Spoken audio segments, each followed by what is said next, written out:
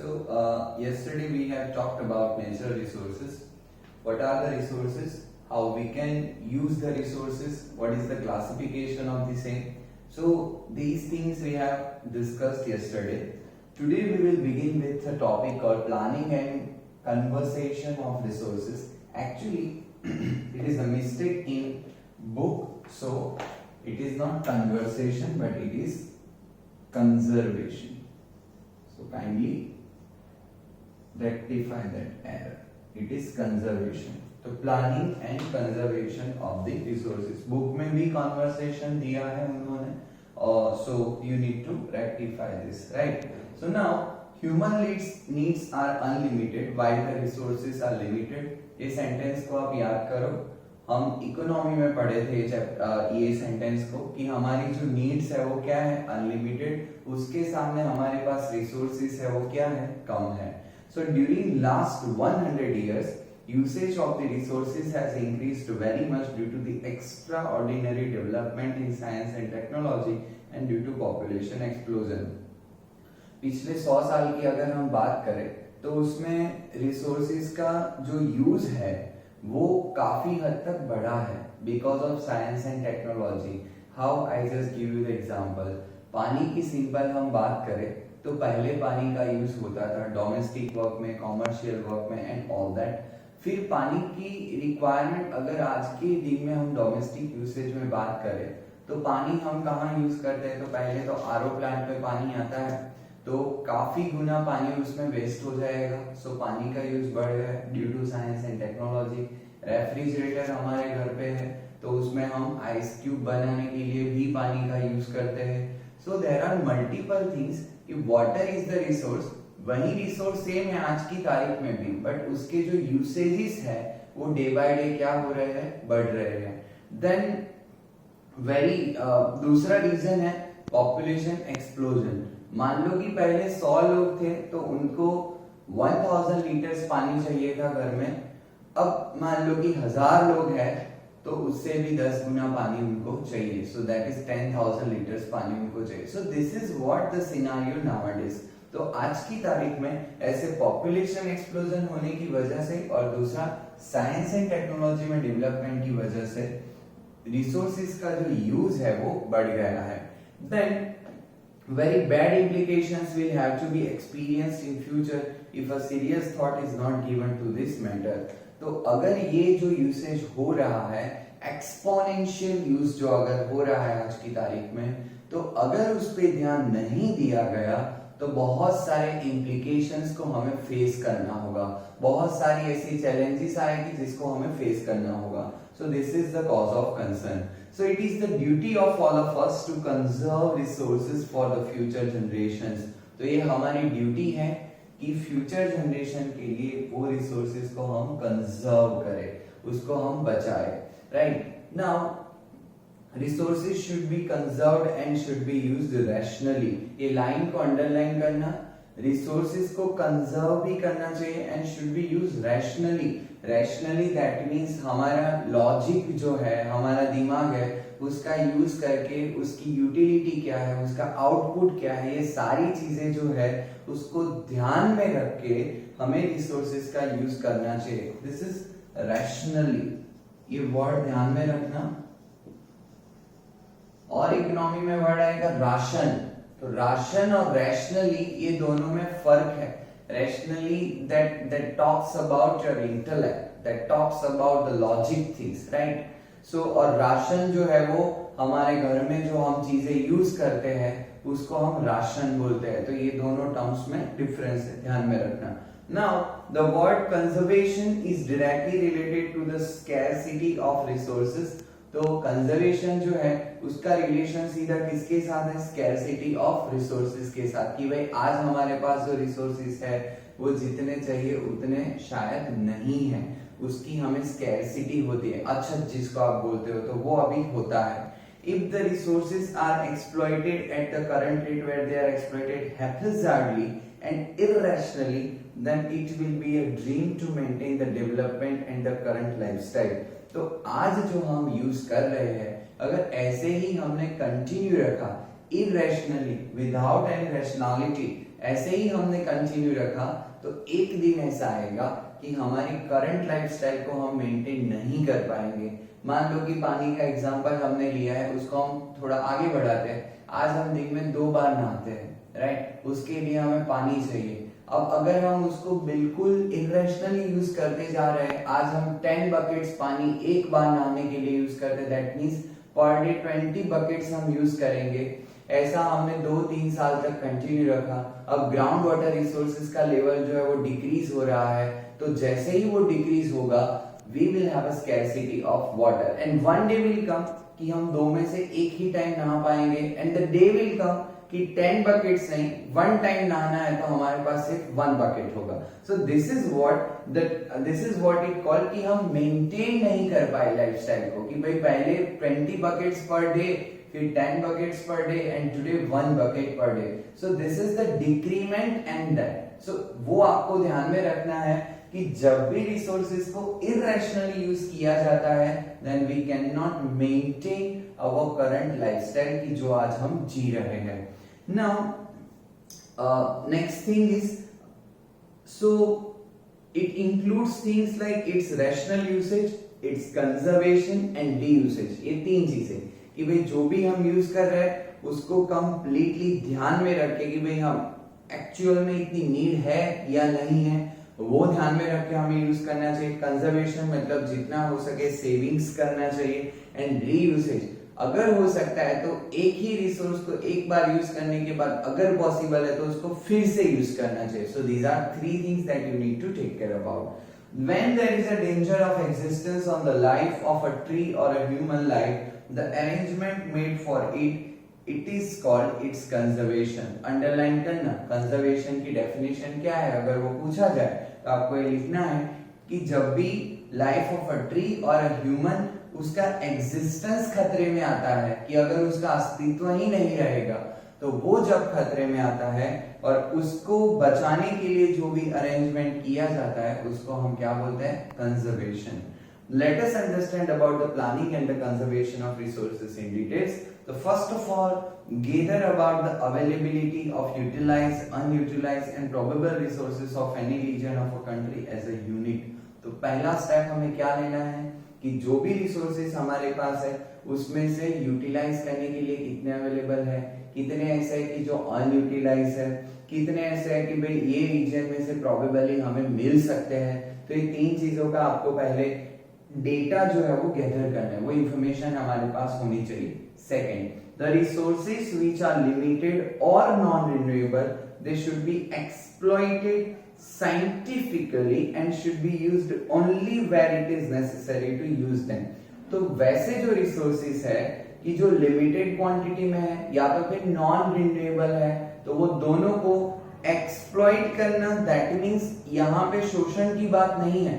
Exploit that means to use it, but कैसे करना है? Scientifically and should be used only where it is necessary to use them. जैसे कि हम petrol का एग्जांपल लेते हैं तो पेट्रोल का एग्जांपल जब हम लेते हैं तो वो नॉन रिन्यूएबल रिसोर्सेज है। तो पेट्रोल के एग्जांपल में ध्यान में ये रखना है कि भाई साइंटिफिकली उसका यूज होना चाहिए, मतलब जहां पे जितना उसका जरूरत है उतना ही हम यूज करें। मान लो हमारे पास कोई ऐसा व्हीकल है कि जो पेट्रोल का कंजम्पशन ज्यादा करता है पर इसी का न्यू वर्जन अगर हम खरीदते हैं तो वो पेट्रोल का जो कंजम्पशन है वो कम कर रहा है, तो हमको उसको मतलब यूज करना चाहिए because that is less conserving your resources. And second thing, when it is necessary to use them, simple example I give you, many youngsters you can see in daily life like Purnima circle पे काफी लोग बैठे रहते हैं और फिर वहां से वो महाकाली मंदिर वाले रोड पे जाएंगे, वहां से वो गायत्री मंदिर वाले रोड पे जाएंगे और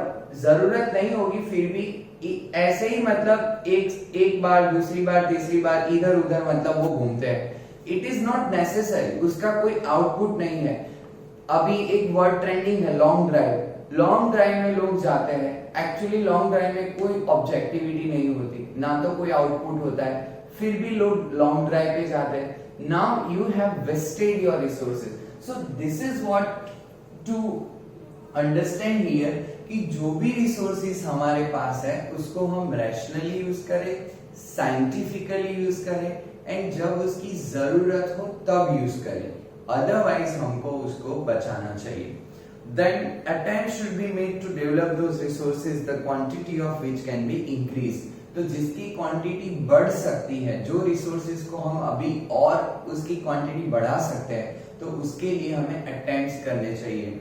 The resources which are cheaper and are easily available should not be wasted, but instead they should be used sparingly for future use. तो जो भी रिसोर्सेज हमें बिल्कुल सस्ते में मिलते हैं, जैसे पानी का ही एग्जांपल है, आज उसका बिल्कुल कॉस्ट कम है, तो उसको हमें स्पेयर नहीं करना चाहिए, ऐसे ही मतलब हमें उसका यूज नहीं करना चाहिए, उसका वेस्टेज जो है उसको कम करना चाहिए और उसको स्पेयर करना चाहिए। किसके लिए? तो फ्यूचर में उसको हम यूज कर सके, तो इसीलिए हमें उसको कंजर्व करना होगा। So that is what we can do. Next is those resources which are in limited quantity should be conserved. Finding its alternative option through technical development is favorable in long term. तो जो भी resources हमारे पास limited quantity में है, उसके alternative हमें ढूंढने होंगे और इसी अल्टरनेटिव को हमें यूज करना होगा, बिकॉज वो अल्टरनेटिव अगर हमें मिलेगा तो वो जो पर्टिकुलर रिसोर्स है उसको हम सेविंग कर सकते हैं, उसका हम कंजर्वेशन कर सकते हैं। Best example is CNG. तो पेट्रोल कार जो थी, तो पेट्रोल की लिमिटेड क्वांटिटी है आज दुनिया में, तो पेट्रोल को कंजर्व करने के लिए हमने बेस्ट सॉल्यूशन निकाला सीएनजी। तो जब हम सीएनजी यूज करते हैं तो कॉस्ट सेविंग तो होता ही है, but with cost saving petrol का भी सेविंग होता है। So this is what the alternative option for the same. The necessary laws should be form for the conservation of resources and should be enforced strictly. तो resources को बचाने के लिए necessary laws बनाने चाहिए, रूल्स एंड रेगुलेशन होना चाहिए। काफी बड़े सिटी में ऐसा देखने को मिलता है कि भाई वाटर के लिए मीटर होता है, वाटर मीटर वहां पे होता है, तो आप जितना पानी यूज करोगे उसके हिसाब से आपको पैसे पे करने होंगे, उसका बिल आएगा आपके घर पे। So what it is called कि उसके लिए उन्होंने एक स्ट्रक्चर रेडी कर दिया, एक लॉ जैसा कर दिया, या तो फिर एक कैलकुलेशन रख दिया कि भाई आप जितना यूज करोगे यू नीड टू पे accordingly. So this should be done. और एनफोर्समेंट भी स्ट्रिक्टली होना चाहिए कि भाई अगर कोई वेस्ट कर रहा है तो उसको पनिशमेंट होनी चाहिए या तो फिर कोई पेनल्टी होनी चाहिए। Next is citizens should be well acquainted with all facts associated with the rational usage of resources and the public awareness should be cultivated. तो सिटीजन जो है उसको सारी इंफॉर्मेशन हमें देनी चाहिए कि भाई कोई भी रिसोर्सेज का रैशनल यूज हम कैसे करें, कोई भी रिसोर्सेज को हम कम से कम मात्रा में कैसे यूज करें तो जो मैक्सिमम आउटपुट हमें दे सके, तो वो चीज हमें सिटीजन्स को सिखाना चाहिए। उसी के साथ पब्लिक में एक अवेयरनेस क्रिएट हमें करना चाहिए। Due to that awareness public will use the resources very rationally and result of the same will be कि हमारे पास रिसोर्सेज का कंजर्वेशन होगा। So this is about the planning and conservation of the resources.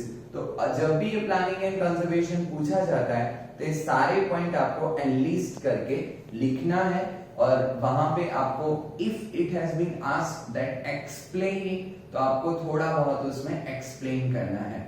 Now we are starting with the new topic that is soil formation. So let us see about soil formation.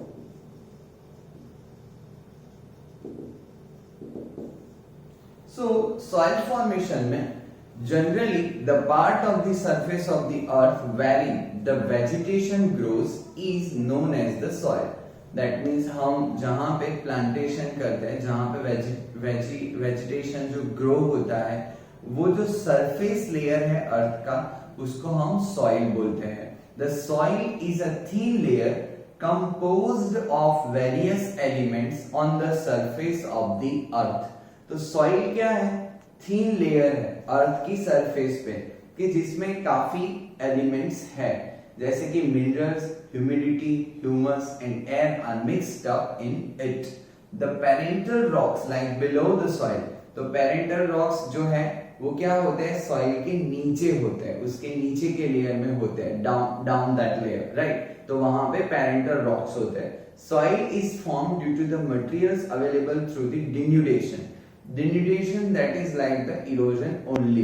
तो मतलब जो भी डिन्यूडेशन process होगा तो उससे soil के लिए जो मटेरियल है वो अवेलेबल होता है। मान लो कि कोई एक रॉक है, उसका डिन्यूडेशन हुआ, तो वो रॉक जो है वो छोटे छोटे पार्टिकल्स में डिवाइड हो जाएगा and due to result of the same soil will be formed. Then biotic remnants, humidity and air get mixed up with it. In other words, the soil is a natural mixture of minerals and biotic elements which have the capacity to grow and develop vegetation. तो इस soil का एक definition आप use कर सकते हो कि soil क्या है? It is a natural mixture of minerals and biotic elements which are the capacity, की जिसकी कैपेसिटी है कि जिसपे कोई भी वेजिटेशन क्या होगा? ग्रो होगा और डेवलपमेंट होगा उसका। तो सॉइल फॉर्मेशन वाला क्वेश्चन हर बार पूछा जाता है। It is of 2 marks. 2 marks के शॉर्ट क्वेश्चन में सॉइल फॉर्मेशन वाला क्वेश्चन हर बार आता है। तो ये आपको ध्यान में रखना है कि सॉइल का फॉर्मेशन कैसे होता है। The most important thing is the word denudation. Due to the result of the denudation of the rocks which is lies below that layer, तो उसमें से जो पार्टिकल्स होंगे तो उसमें से सॉइल जो है वो फॉर्म होता है। तो सॉइल फॉर्मेशन की जो बात है वो आपको ध्यान में रखनी है। Let us talk about soil. The uppermost layer of the crust of the earth is called soil, which contains minerals and biotic elements necessary for the growth and development of vegetation. Just we have discussed about this. तो इस soil की definition है, उसको underline करना और फिर आगे भी जो हम सीखे हैं वो भी आप यहाँ पे लिख सकते हो जब भी आपको 2 मार्क्स में पूछा जाता है या तो फिर इन डिटेल आपको जब पूछते हैं। You can use both the lines.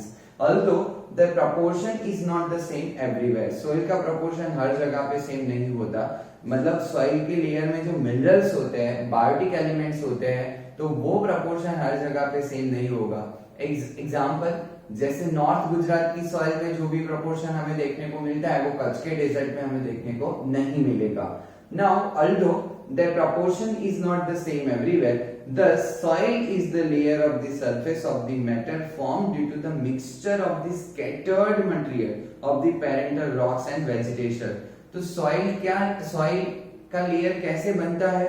तो सॉइल का लेयर जो है वो स्कैटर्ड मटेरियल जो है, मिक्सचर जो है स्कैटर्ड मटेरियल का, जो पेरेंटल रॉक्स है जिसकी हमने बात की कि रॉक्स के डिन्यूडेशन से जो मटेरियल मिलता है वो, एंड वेजिटेशन से जो हमें मिलता है वो, तो उसका स्कैटर्ड मटेरियल है, उसमें से जो मिक्सचर फॉर्म होगा that will give you the layer of the soil. So factors of denudation prepares very thin layer through the denudation of the rocks. The humus formed due to the disintegration or decay of vegetation or insects is added to this. Humus का मतलब है यहाँ पे जो natural fertiliser हमें मिलता है उसकी बात है। तो वो ह्यूमस कैसे फॉर्म होगा? डिसइंटीग्रेशन और डिके प्रोसेस होगी वेजिटेशन की उससे, और इंसेक्ट जो है वो उसमें इज एडेड टू दिस, तो मतलब उसमें ऐड होते हैं। So this biotic elements play an important role in the development of the vegetation. तो बायोटिक एलिमेंट्स जो है वो इसके डेवलपमेंट में, वेजिटेशन के डेवलपमेंट होने में बहुत उसका इंपॉर्टेंट रोल होता है। Due to that elements the vegetation grows up. Now, the climatic impact in the duration of soil formation is so important and widespread that the soil formed of different types of rocks in that region over a long time is the same. तो climatic impact जो है ये soil formation के duration में, तो वो बहुत important है, and widespread that the soil formed of different types of rocks in that region over a long time is the same. तो डिफरेंट रीजन में उसकी क्लाइमेटिक इंपैक्ट के हिसाब से डिन्यूडेशन भी होता है, और अगर डिन्यूडेशन हो गया तो उसमें भी जो वहां का पर्टिकुलर क्लाइमेट है उसकी इफेक्ट होती है। जैसे जैसे हम डिफरेंट टाइप्स पढ़ेंगे वहां पे आएगा कि क्लाइमेटिक इंपैक्ट कैसे उसको इफेक्ट करेगा, right? So we will learn that now. So the soil form out of the same parental rocks under different climatic influences different. तो यहाँ पे ये है कि एक ही पेरेंटल रॉक के डिन्यूडेशन में से जो हमें पार्टिकल मिले, बट वो कोल्ड वेदर में है तो सॉइल वहां पे डिफरेंट टाइप का फॉर्म होगा। अगर वो हॉट वेदर में है तो वहां पे डिफरेंट टाइप का सॉइल होगा। अगर वो बैलेंस्ड वेदर वाली सिचुएशन में है तो वहां पे डिफरेंट टाइप का सॉइल हमें मिलेगा। So it is not necessary कि एक ही पेरेंटल रॉक है एवरी प्लेसेस पे हमें सेम सॉइल मिले, राइट? सो ये ध्यान में रखना है। Soils are classified on the basis of their color, climate, parental rocks, structure, humus, etc. तो सॉइल जो है वो उसके कलर के बेसिस पे मतलब क्लासिफाई होती है, पहला एलिमेंट, दूसरा है क्लाइमेट, तीसरा है पेरेंटल रॉक्स मतलब कि इसमें से फॉर्म हुआ है, फोर्थ है उसका स्ट्रक्चर कि उसका स्ट्रक्चर कैसा है, and last one is the humus. तो इसी के बेसिस पे हम सॉइल को क्लासिफाई करते हैं। सो नाउ नेक्स्ट लेक्चर में जो हम स्टार्ट करने वाले हैं वो है टाइप्स ऑफ सॉइल, कि भाई कितने टाइप का सॉइल है और कौन सी इंस्टीट्यूट ने हमें सॉइल का क्लासिफिकेशन दिया है। तो ये सारी चीजें हम नेक्स्ट लेक्चर में डिस्कस करने वाले हैं। As of now you need to learn this thing कि प्लानिंग एंड कंजर्वेशन रिसोर्सेज का कैसे होता है, सॉइल का फॉर्मेशन कैसे होता है, and what is soil in detail जो हमने पैराग्राफ देखा वो आपको अच्छे से लर्न करना है। कल के लेक्चर में भी जो हमने सीखा था कि रिसोर्सेज क्या है, उसके यूसेज हम कैसे करते हैं, उसका जो टेबल, दो टेबल आपको दिए है कि कौन से बेसिस पे उसको डिस्ट्रीब्यूट किया जाता है, राइट, ओनरशिप के बेसिस पे डिफरेंट डिफरेंट रीजन्स में मिलते हैं वो, तो वो आपको ध्यान में रखना है और उसके एग्जांपल्स भी आपको ध्यान में रखने हैं। जैसे कि I am giving you the question today कि क्रायोलाइट है वो कौन सी कैटेगरी में आएगा, तो वो आपको आज अगर आपने कल लर्न किया है so you will able to answer this, right. So thank you and tomorrow we will discuss the next type.